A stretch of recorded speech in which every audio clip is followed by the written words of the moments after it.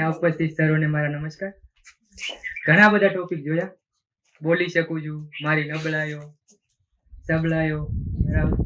તો આમાં મારા એવો છે ટોપિક, હું સાંભળી શકું છું. હવે આમાં એક વાત કહો કે જ્યારે બધા ટોપિક ચાલતા હતા ત્યારે ધ્યાનપૂર્વક કોને સાંભળ્યું છે? હું જોતો હતો, હું વિડીયો ઉતારતો એટલે મારું ધ્યાન હતું વિડીયોમાં. અહીંયા આ ખૂણામાં બોલતા હોય તો આ ખૂણામાં કઈક વાતો ચાલતી હતી, આજુબાજુમાં બીજે કઈક વાતો ચાલતી હતી. તો આ તમે પ્રોપરલી સાંભળ્યું એવું કહેવાય? બરાબર. તો હું સાંભળી શકું છું, સાંભળી શકું છું, પણ કેવું સાંભળવું અને કેવી રીતે સાંભળવું, આમાં બહુ તફાવત છે. હું કેટલું સાંભળું છું, પણ શું ખરેખર હું સાંભળું છું ખરો? આપણે અત્યારનું ઉદાહરણ લઈએ. આ જે ટોપિક ચાલતા હતા એમાં મારું, જયમિતનું, જેનિશનું, આ 3 વ્યક્તિ હતા. ટોપિક ચાલતા હતા પણ અમારું ધ્યાન ક્યાં હતું? તો કે અમે વિડીયો ઉતારતા હતા મ્યુઝિક સિસ્ટમનું. તો અમે સાંભળતા હતા પણ જે બોધથી અમારે સાંભળવું જોઈએ તો એમાં અમારું ધ્યાન નહોતું. તો અમે કહીએ તો અમે ખરેખર સાંભળ્યું ના કહેવાય. અવાજ કાને અથડાય એને સાંભળવું ન કહેવાય. જે કહેવાયું છે તેનું તે મુજબનું જ અર્થઘટન કરવું તો જ તેને સાંભળ્યું કહેવાય.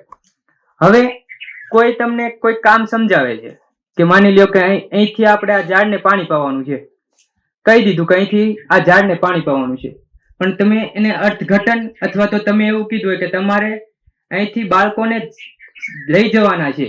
તો લઈ જવાના છે એમાં તમે કેવી રીતે એનું અર્થઘટન કર્યું, તમે કેવી રીતે બાળકોને લઈ જાઓ છો, બરાબર?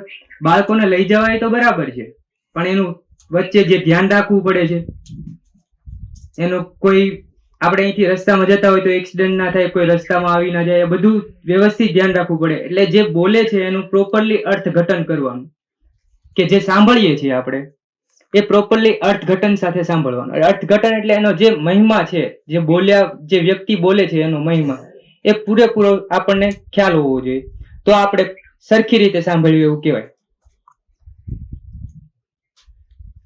હું સાંભળતી વેળાએ ઘણીવાર કશુંક બીજું વિચારતો હોઉં છું.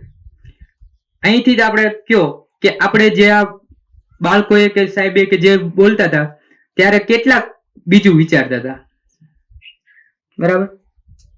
હવે આપણે કોઈક સામે વ્યક્તિ ઉભા વાતો કરતા હોઈએ છીએ, બોલતા હોઈએ, કંઈક મહત્વની વાત કરતા હોય તો આપણું મગજ તો કંઈક બીજે જ હોય. આપણે ઘરની યાદ આવતી હશે તો ઘરમાં કોઈક બીમાર હશે એની આપણે ચિંતા થતી હશે, એની દવા પાવાની હશે તો એ ચિંતા હશે.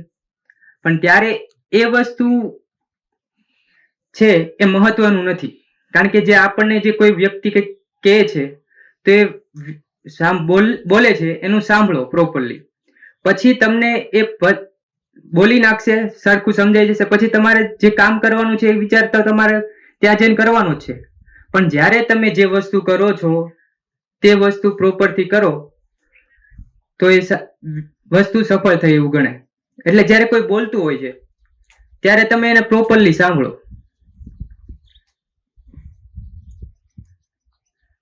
અર્થાત બુદ્ધિની કસરત ચાલુ હોય છે. ક્યારેક તો વળી સાંભળતી વેળાએ મારી અંદરની લાગણીઓને તોફાન ચાલતું હોય છે. આપણે સાંભળતા હોઈએ, બરાબર છે, આપણે તો શાંતિથી ઊભા હોઈએ, પણ આપણે જે લાગણીઓ છે અંદરની એ તો સામેવાળા વ્યક્તિને ખબર નથી પડવાની કે આની જે અંદરની લાગણીઓ છે શું છે, બરાબર? એ તો બોલવાનું ચાલુ રાખશે. આપણે એ જોવાનું છે કે આપણી લાગણીઓ છે એને થોડી વાર માટે કાબુમાં રાખી અને પ્રોપરલી જે વ્યક્તિ બોલે છે એનું જે બોલવા માંગે છે, જે અર્થ કરવા માંગે, બોલીને જે અર્થ સમજાવવા માંગે છે એ અર્થ આપણે સમજીએ. અર્થાત ઉર્મિ અને ઉભરો વહેતો હોય છે. જ્યારે મારું મન જ બુદ્ધિ અને ઉર્મિમાં વચ્ચે ઝોલા ખાતું હોય ત્યારે હું કેવી રીતે ખરેખર અર્થમાં સાંભળી શકું? હવે આ બે વસ્તુ એવી છે કે બુદ્ધિ એટલે મન, આપણે જે વિચાર કરીએ છીએ, અને ઉર્મિ લાગણીની વચ્ચે આપણે જો કોઈ વસ્તુ સાંભળીએ, કોઈ વ્યક્તિ આપણને, કોઈ મહાન સંત આપણને કઈ વસ્તુ સમજાવતા હોય છે બોલીને, તો આ બે આપણે જો સતત મનના વિચારો અને લાગણીઓ ઉદ્ભવ થતી હોય તો આપણે જે સંત કહેવા માંગે છે ખરેખરો અર્થ, જે મહિમા છે સંતનો જે કહેવાનો, એ આપણે પ્રોપરલી સમજી શકતા નથી. એ જે સમજવો એ આપણા માટે અઘરું બની રહે છે. ત્યારે હું કેવી રીતે ખરેખર ખરેખરા અર્થમાં સાંભળી શકું. એવી રીતે સાંભળવામાં તો હું જે નથી કહેવાયું તેવું પણ સાંભળી બેસું છું. આપણે ધ્યાનથી ના સાંભળતા હોય ત્યારે એક પ્રોબ્લેમ એ જ પણ થાય છે કે આપણને કંઈ નથી કહેવાનું, પણ તે છતાં આપણને એવું લાગે કે મને આ વસ્તુ કહેવાનું છે. આના લીધે વાદ વિવાદ ઉભા થાય. કોઈ જેવી તેવી અનબન હોય બે વ્યક્તિ વચ્ચે, કોઈ વ્યક્તિનો ઝઘડો થઈ ગયો, માની લ્યો કે બે વ્યક્તિનો, તો સમજાવટ માટે કોઈ આપણે સુલેહ કરવા માટે ગયા વ્યક્તિ, તો એ જ્યારે બોલે છે અથવા તો જે બે વ્યક્તિનો ઝઘડો થયો ત્યારે બોલતા હોય ત્યારે આપણને વિચારમાં મગજમાં આપણે એક ગુસ્સો જ ભરેલો હોય છે. ત્યારે આપણે શાંતિથી કોઈ જે ઝઘડ્યા હોય તો શાંતિથી ના બેઠવું હોય, એના મગજમાં હજી ગુસ્સો જ હોય. હવે ત્યારે જે બીજો વ્યક્તિ બોલે છે એનો જે અર્થ છે એ જે બોલતો નથી એવો અર્થ એને જે સંભળાય છે ત્યારે એ સુલેહ થવાને બદલે વધે છે. એટલે જ્યારે આવું થાય તો અર્થનો અનર્થ, બરાબર, જે અર્થ કહેવા માંગે છે એના કરતા બીજો અર્થ થઈ જાય. આપણે તો ઝઘડો પતાવવા માટે ગયા હતા, પણ એના વિચારો એવા હતા કે એનો જે ક્રોધ હતો એના લીધે એને સાંભળવાનું હતું એ ના સાંભળ્યું ને બીજું સાંભળ્યું, બરાબર. તો એના લીધે શું થયું કે એ ઝઘડો હતો એ વધ્યો. જો ત્યારે બે વ્યક્તિ છે શાંત મગજથી સાંભળે જે કહેવા માંગે છે તો એ ઝઘડો વધવાને બદલે ઘટે.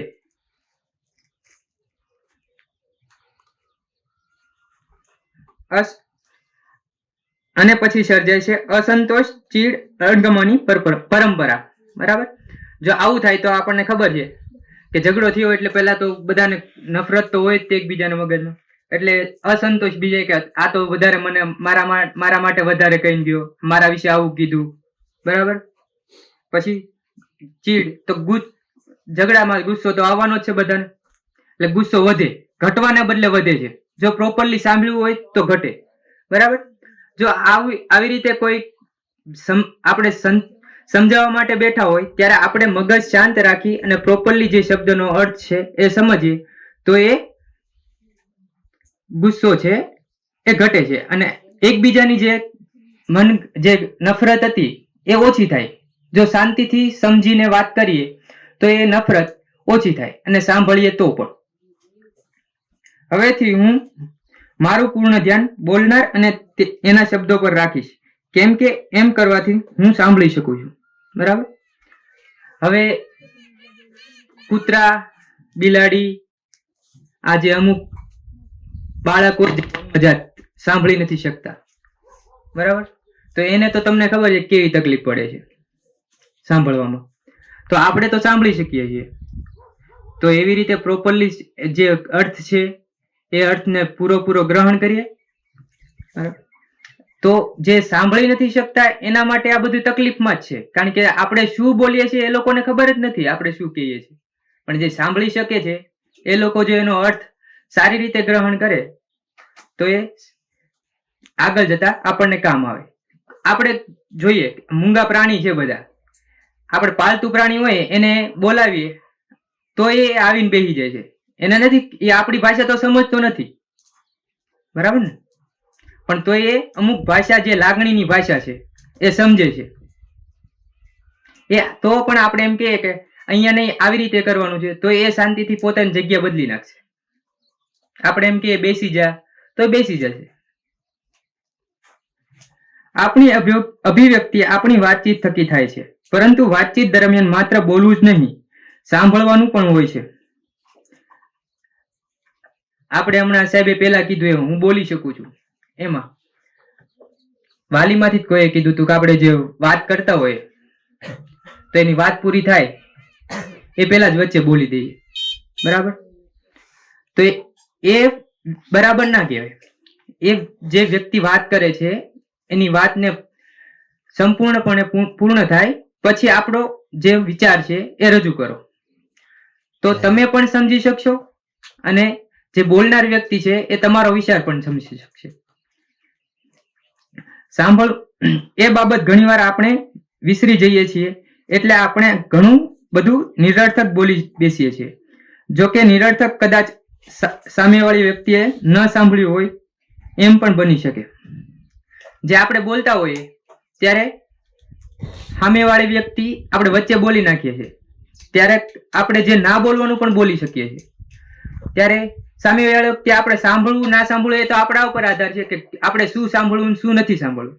તો આપણે જે નિરર્થક એટલે જે કામ વગરનું બોલીએ છીએ તો આપણા પર ડિપેન્ડ છે કે આપણને કોઈ ખીજાય છે, અથવા ખીજાવાની તો વાત ઠીક છે, પણ આપણા પર કોઈ ગુસ્સો કરે છે, આપણને કોઈ ગાળો બોલે છે, તો ગાળો આપણે સાંભળવી ના સાંભળવી આપણા ઉપર છે. એ તો બોલશે સામેવાળો. જે વસ્તુ આપણે સાંભળવાની છે એ પ્રોપરલી સાંભળવાની, જે નથી સાંભળવાની એ નહીં સાંભળવાની.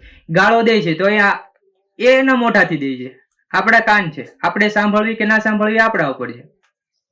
આપણે જે એ વ્યક્તિમાંથી એવું નથી જરૂરી કે જે ગાળો બોલતો હોય એ કોઈ વસ્તુ સારું ના બોલે.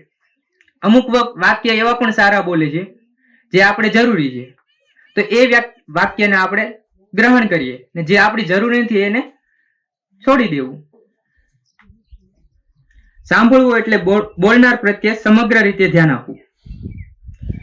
આપણે જોઈએ તો અમારે લેક્ચર લેતા હોઈએ, અમે કંઈક ભણાવતા હોઈએ ક્લાસમાં, તો વિદ્યાર્થી તો ચંચળ કહેવાય, એટલે કોઈ પણ એકબીજાની મસ્તી કરતા હોય અથવા તો એકબીજાને કંઈક બોલતા હોય, વાતો કરતા હોય, તો હવે એને ત્યારે એ વસ્તુ ખબર હોય કે આપણે જે સાંભળીએ છીએ, આ જે શિક્ષક ભણાવે છે એ પ્રોપરલી સાંભળીએ તો આપણને આગળ જતા કામ આવશે. પણ આ વસ્તુ જે આપણને ના ખબર હોય કે ધ્યાનપૂર્વક સાંભળવું એ જ આપણું મહત્વનું ઘણું ખરું કામ છે, એ સાંભળવાથી ઓછું થાય છે. જ્યારે કોઈ પણ વ્યક્તિ આપણી સામે બોલતી હોય એ વેળાએ આપણી ઉર્જા જો અન્ય કામોમાં વપરાઈ રહી હોય તો સાંભળવા માટેની જરૂરી ઉર્જા આપણી પાસે વાપરવા માટે ઉપલબ્ધ નહીં બને.